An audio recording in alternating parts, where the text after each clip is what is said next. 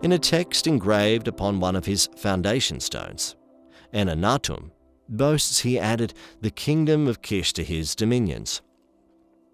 Anunnaki, patesi of Lagash by the goddess Nini, who loves him, along with the patesiat of Lagash, was presented with the kingdom of Kish.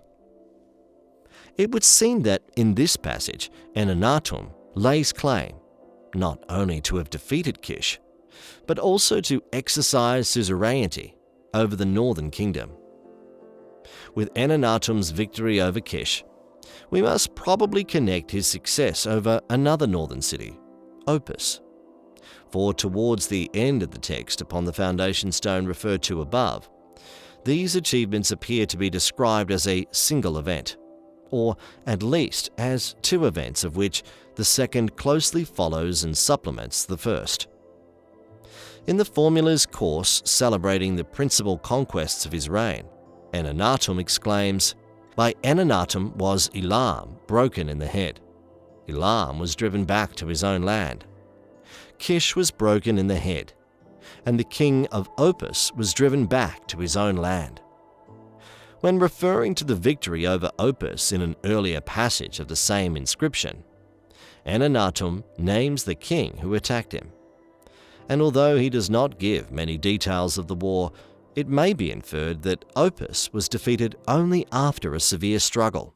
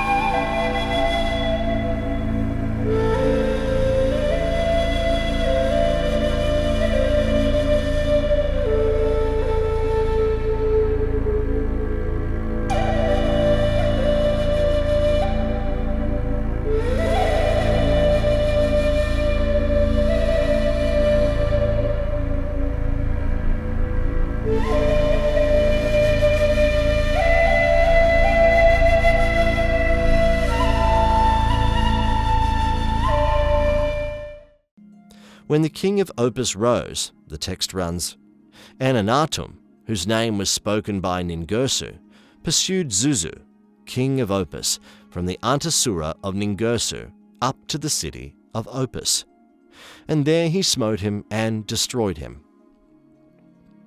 We have already seen reasons for believing that the king of Kish took an active part in Umar's war with Lagash and shared her defeat, and we may conjecture that it was to help and avenge his ally that Zuzu, king of Opus, marched south and attacked Anunnaki.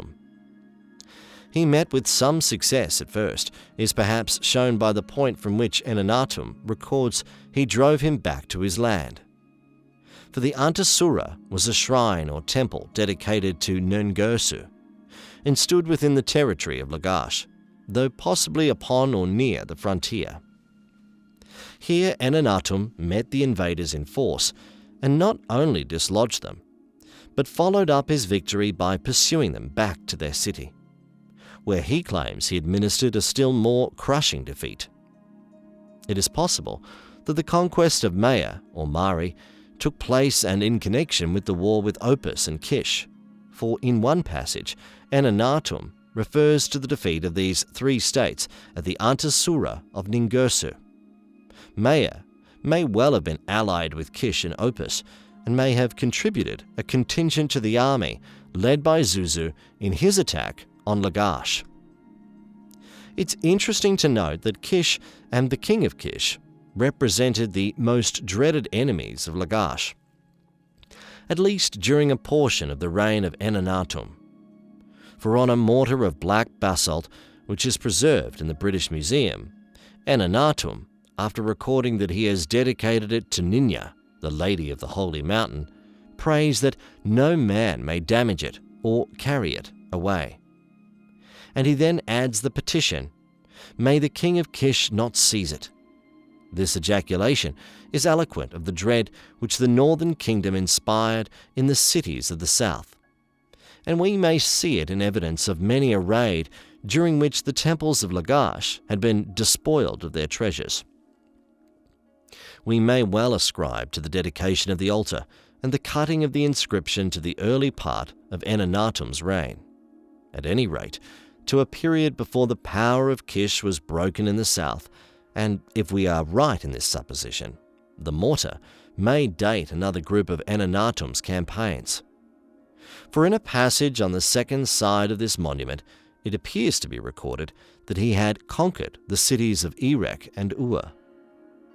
The passage follows the invocation set forth by Enenatum upon the other side, in the course of which he prays no one shall remove the mortar, or cast it into the fire, or damage it in any way. And perhaps the lines were an addition made to the original text of dedication at a considerably later period.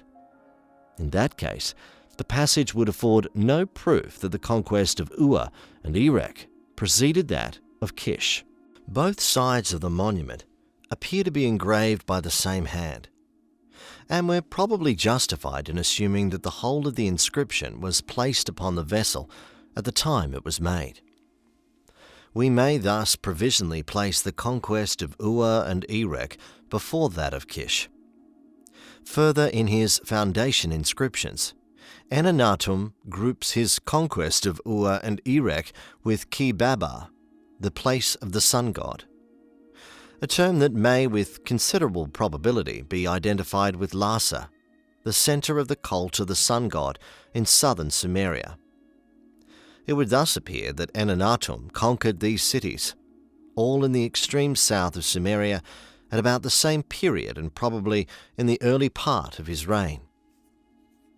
A sign that we are right in placing the southern conquests of Enenatum before the war with Umar may perhaps be seen in the invocations to deities engraved upon the stele of the vultures with which Enenatum sought to protect his treaty.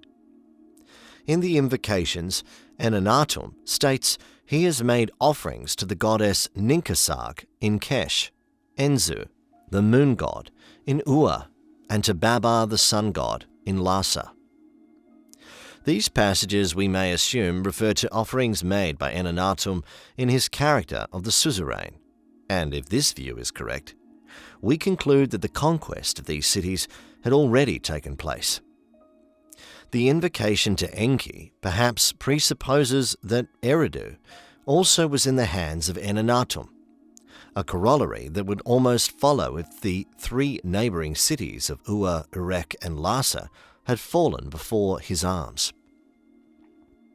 Accordingly, the list of gods by whom Enenatum and the men of Umar swore to preserve the treaty becomes peculiarly significant.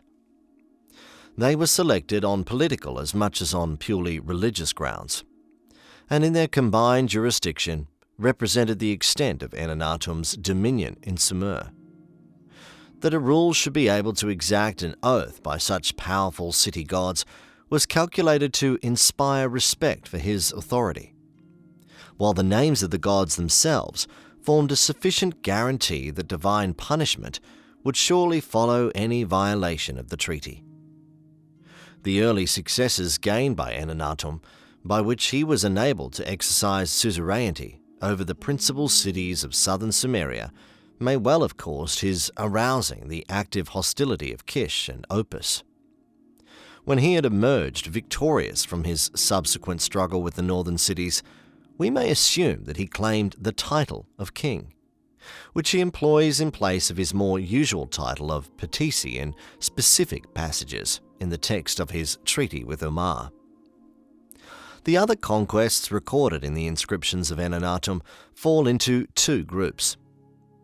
In all the lists of his victories that have come down to us, on the stele of the vultures, the foundation stones, and the brick inscriptions, the defeat of Elam is given the first place. This is probably not to be taken as implying that it was the first in order of time.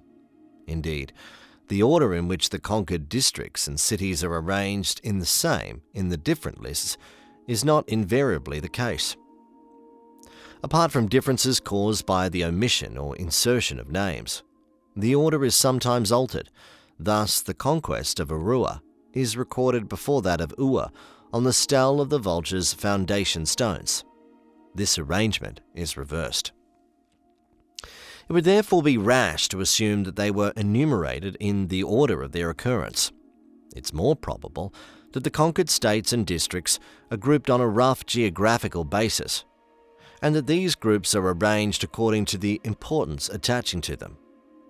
That Elam should always be mentioned first in the lists is probably because she was the hereditary enemy of the cities of Sumer and Akkad, whose rulers could never be sure of immunity from her attacks. The agricultural wealth of Sumeria offered a tempting prey to the hardy tribes who dwelt among the hills upon the western border of Elam, and the dread of the raider and mountaineer experienced by the dweller in the plain is expressed by Enenatum in his description of Elam as the mountain that strikes terror. In their conflict with Enenatum, the Elamites were, as usual, the aggressors. Clear from the words of the record upon his longer foundation inscription, by Enenatum was Elam broken in the head. Elam was driven back to his own land. In other passages referring to the discomfiture of the Elamites, Enenatum adds the formula that he heaped up burial mounds, a phrase which would seem to imply that the enemy was only defeated with considerable loss. It's not unlikely that we may fix the field of battle upon which the forces of Elam were defeated, on the banks of the Asakura Canal, which had been cut 2 generations before Uaninya, Enenatum's grandfather. At least the canal gives its name to a battlefield which is mentioned immediately before the name of Elam in one list of conquests. It would thus seem that the Elamites were engaged in raiding the territory of Lagash when Enenatum fell upon them with his army and drove them northwards and across the Tigris. Closely associated with Enenatum's success against the Elamites was his conquest of Shak, a city reading the name for which is unknown, and probably also of land that bore the name of Sunanam. The conquest of this last place is only mentioned in a broken passage upon the stele of the vultures, between the names of Elam and Shak and that of the unknown city, so that little can be inferred concerning it. Shak, whenever it is referred to in the inscriptions of Enenatum, follows immediately after the name of Elam, and it was not improbably a district on the Elamite frontier which Enenatum ravaged during his pursuit of the invaders. The city with the unknown name was a place of some importance, for not only was it governed by a patesi, but when its conquest is mentioned in the lists, details are usually given. Interpreting a phrase recording its patesi's action about the city's emblem is not entirely particular, but it would appear that on the approach of Enenatum, he planted it before the city gate. The context would seem to imply that this was intended as an act of defiance, not of submission, for Enenatum states he conquered the city and heaped up burial mounds. The site of the city, like its name, is unknown, but since the records referring to it always follow those concerning Elam, we may provisionally regard it as having lain toward the Elamite frontier. The remaining group of Enenatum's conquests comprises the victories he achieved over Az, Mishima, and Arua. The first of these places was a city ruled by a patesi, whom Enenatum slew when he captured and destroyed it. It was formerly regarded as in the neighborhood of the Persian Gulf, but the grounds on which this view was held have proved inadequate. Moreover, Enenatum's references to Mishima and Arua do not assist us much in determining their positions, for he merely states that he destroyed and annihilated them. In a passage upon the stele of the vultures, however, a reference to the land of Sumer follows closely upon a record of the conquest of Arua, which perhaps is a sign that all 3 places should be sought in southern Sumeria. Thus we are without data for settling the region in which this group of cities lay, and we're equally without information as to the period of his reign in which Anunnaki captured or destroyed them. That they are mentioned last in the lists is no proof that they were among his most recent conquests. It may merely be because of their relatively minor importance. To support this suggestion, we may note that in the longest of his foundation inscriptions, Anunnaki refers to them once only, while his successes against Elam and the northern cities are celebrated in 2 or 3 separate passages. From the preceding discussion of the campaigns of Anunnaki, it will have been seen that a considerable expansion took place in the power and influence of Lagash during his reign. From being a city-state with her influence restricted to her territory, she became head of a confederation of the great Sumerian cities. She successfully disputed with the northern cities the hegemony in Sumeria, and she put a check upon the encroachments of Elam, the hereditary foe of Sumer and Akkad alike. According to Anunnaki's conquests, which have been put forward, the first expansion of the city's influence took place southwards.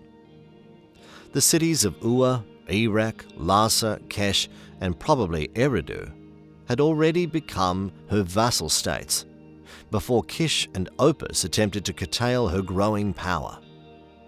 And in the war which followed, we may probably see a struggle between the combined forces of Sumer on the one hand and those of Akkad on the other.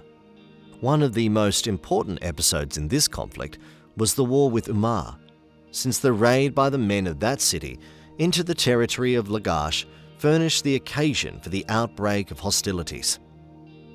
The conflict placed Lagash in the position of the leading city in Sumeria. From this time forward, Anunnaki did not permanently adopt the title of king in his inscriptions, which might be traced to his preference for the religious title of Patisi, which emphasized his dependence upon his own city god Ningirsu. The military character of Anunnaki is reflected in his inscriptions, which in this respect form a striking contrast to those of his grandfather Uaninya. While the earlier king's records are confined entirely to lists of temples and other buildings which he erected or restored in Lagash and its neighborhood, the texts of Anunnaki are devoted almost only to his wars. However, from a few scattered passages, we gather he did not entirely neglect to add to and to beautify the temples in his capital. Thus, he built a temple for the goddess Gutumdug and added it to other buildings, which were already standing in Uaninya's time. His energies in this direction were mainly devoted to repairing Lagash's fortifications and putting the city in a complete state of defense. Thus, he boasts he built the wall of Lagash and made it strong. Since Uaninya's time, when the city wall had been thoroughly repaired, it is probable that the defenses of the city had been weakened, for Anunnaki also records that he restored Gersu, 1/4 of the city, which we may suppose had suffered on the same occasion, and could remain since then in a partly ruined condition. In honor of the goddess Ninya, he also records that he rebuilt, or perhaps primarily increased, the quarter of the city named after her, and he constructed a wall for the special protection of Ura Azaga, another quarter of Lagash. The political expansion which took place at this period in the power of Lagash was accompanied by an equally striking increase in the size and defenses of the city itself. During the reign of Anunnaki, the people of Lagash enjoyed a considerable measure of prosperity, for although they had to furnish men for their Patisi's army, the state gained considerable wealth from the sack of conquered cities and from the tribute of grain and other supplies, which was levied upon them as a mark of their permanent subjection. Moreover, the campaigns could not have been of very long duration, and after the return of the army on the completion of the war, the more significant part of it would probably be disbanded, and the men would go back to their ordinary occupations. Thus, the successful prosecution of his foreign policy by Anunnaki did not result in an impoverishment of the material resources of his people, and the fertile plains around the city were not left unfilled for lack of labour. Indeed, it would appear that in the latter part of his reign, he vastly increased the area of land under cultivation. For in his longer foundation inscriptions, after recording his principal conquests, he states, "In that day Enenatum did as follows. Enenatum, when his might had borne fruit, dug a new canal for Ningirsu, and he named it Lamadimdug." By the expression "when his might had borne fruit," Enenatum referred to the latter part of his reign when he was no longer obliged to place his army incessantly in the field, and he and his people were enabled to devote themselves to the delicate task of developing the material resources of their district in Sumer. Another canal, which we know was cut by Enenatum, was that separating the plain of Guiden from the territory of Umar, but this was not undertaken, not for irrigation, but as a frontier ditch to mark the limits of the territory of Lagash in that direction. However, there is little doubt that at least a part of its stream was used for supplying water to those portions of Guiden that lay along its banks. Like the canal Lumadimdug, this frontier ditch was also dedicated to Ningirsu, and in the inscription upon a small column which records this, the name of the canal is given as Lamagia Uniyasha Ga Zagipada. This exceedingly long title was only employed upon state occasions, such as the ceremony of dedication. In common parlance, the name was abbreviated to Lama Gurnanta, as we learn from the reference to it upon Entamina's cone. It interests note that in the stone's title of delimitation, which occurs upon the stele of the vultures, reference is made to a canal named Ugiden, the title of the stone being given as O Ningirsu, Lord of the Crown. Give life unto the canal Ugiden. In the following lines, the monument itself is described as the stele of Guiden, the territory beloved of Ningirsu, which I, Enenatum, have restored to Ningirsu, so that the canal whose name is incorporated in that of the stele must have had some connection with the frontier ditch. Perhaps the canal Ugiden is to be identified with Lumagurnanta unless one of the two was a subsidiary canal.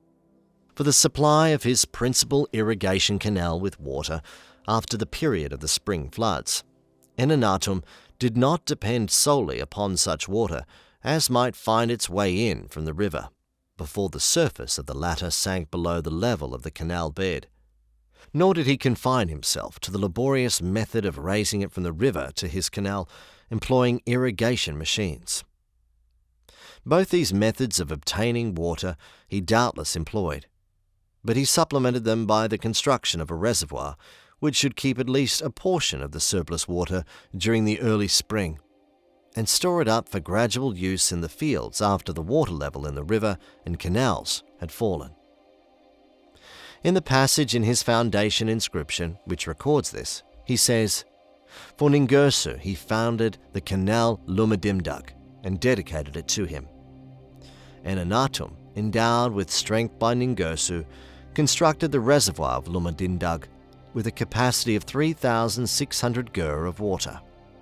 Indeed, his reservoir was not of very imposing dimensions, but its construction proves that Enenatum or his engineers had studied irrigation in a scientific spirit and had already grown the method of obtaining a constant water supply, which is still regarded as giving the best results. Smaller canals were possibly dug during Enenatum's reign for supplying water to those quarters of Lagash, which he improved or added to, and we also know that where canalization was impracticable, he got water by sinking wells. Within the enclosure of Ningirsu's temple, for instance, he constructed a well for supplying the temple with water, and some bricks have been recovered which lined the wall on the inside. On these, he inscribed his name beside those of the gods by whom he had been favored, and after giving a list of his more critical conquests, he recorded he had built the well in the spacious forecourt of the temple and had named it Sigbira, and had dedicated it to Ningirsu. From the reference to his conquests in the inscription upon the bricks, the sinking of the well, like cutting the irrigation canal Lamadimdug, took place in the later years of Enanatum's reign. The phrase with which the well inscription of Enanatum ends may be taken as indicating the measure of prosperity to which the state of Lagash attained under his rule. In those days, it says, did Ningirsu love Enanatum? Enanatum's claim to remembrance rests, as we have seen, in a greater degree upon his military successes, employing which he was enabled to extend the authority of Lagash over the whole of Sumer and a significant part of Akkad.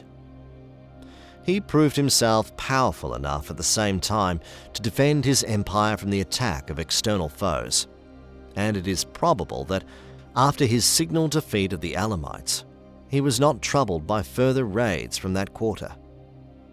3 times in the course of his inscriptions, he states that, by Enanatum, whose name was uttered by Ningirsu, were the countries broken in the head. And it would appear that his boast was justified. The metaphor he employs is taken from the heavy battle mace, which formed an effective weapon in the period's warfare. It may be seen in use in the scene sculptured upon the principal monument of Enanatum's reign, where Ningirsu himself is portrayed as breaking the heads of his foes. This representation of the city god of Lagash, one of the finest examples of early Sumerian sculpture, admirably symbolizes the ambition and achievements of the ruler in whose reign and by whose order it was made.